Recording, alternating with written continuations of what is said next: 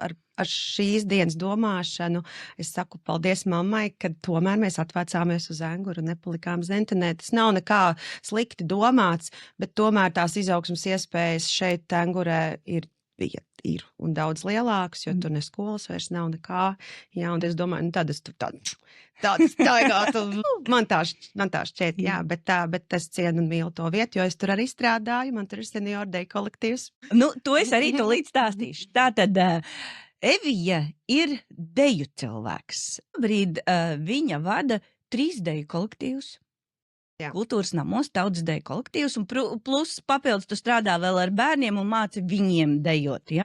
Pirmskolā un skolā, jā. Tava diena ir dienas pilnas ar deju, kustību un ritmu, un tāpēc es arī sākumā teicu, man pilnīgi liekas, tu staro aiz laimes, jo tu dari to, kas tev ļoti, ļoti patīk. To mūžam esmu teikusi, kad mans darbs ir mans hobijs, un man nekad nevienu dienu nav bijis jāstrādā. Nē, godīgi teikšu, protams, šis darbs ir grūts, viņš ir gan emocionāli, gan fiziski smags, bet tas ir mans sirds darbs.